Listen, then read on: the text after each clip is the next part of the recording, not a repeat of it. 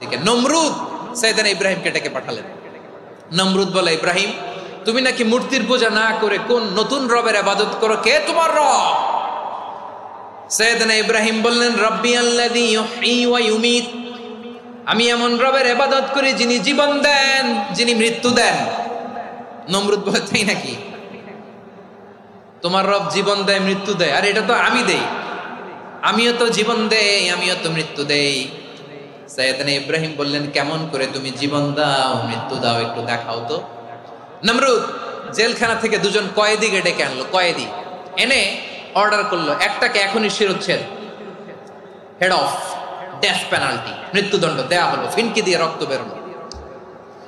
নমরুদ বলে, দেখো দুজনকে ধরে আনলাম, একজন কয়েদিকে দিলাম ডেথ পেনাল্টি, মৃত্যুদণ্ড, ওরে মৃত্যু দিলাম। আরেকজন যে দাঁড়িয়ে আছে, চাইলে ওরেও আমি মৃত্যুদণ্ড দিতে পারি, কিন্তু না, ওরে আমি দিব না, ওরে আমি বাঁচাইয়া দিলাম, ছেড়ে দিলাম, মানে জীবন দিলাম। দেখো ইব্রাহিম, তোমার চোখের সামনে একজনরে মৃত্যু দিলাম, আরেকজনরে জীবন দিলাম। আপাত দৃষ্টিতে তাই তো, একজনরে তো জীবন দিল, আরেকজনরে মৃত্যু দিল। সাইয়েদনা ইব্রাহিম এবার বিপাকে পড়ে গেলেন, কিন্তু এক একজন নবীকে আল্লাহ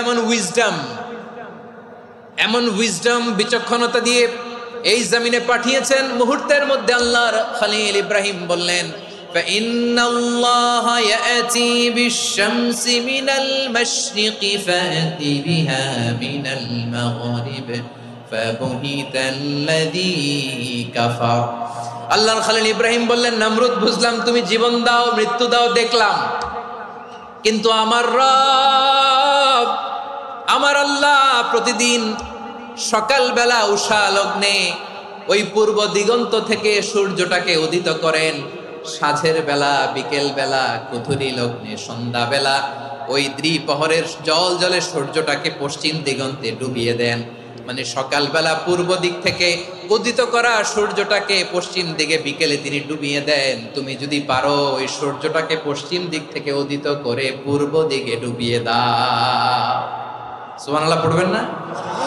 দেখেন, ইনস্ট্যান্ট ইন্টেলেক্ট, মুহূর্তে বিচক্ষণতা, উইজডম কাকে বলে? নমরুদ পারবে? নমরুদের বাপ পারবে? ওর দাদা, ওর 14 গোষ্ঠী, গোটা বিশ্বের সব ক্ষমতাধর রাষ্ট্রনায়করা একসাথে হলে পারবে? ফাবুহিতাল্লাযী কাফার পারে নাই, ব্যর্থ হয়েছে। এবার তেলে বেগুনে জ্বলে উঠেছে, রেগে মেগে আগুন বলে, ফালকুহু ফিল জাহিম। ওর সাথে তর্ক নাই, না পেরে এবার এটারে আগুনে ফেলা। বিশাল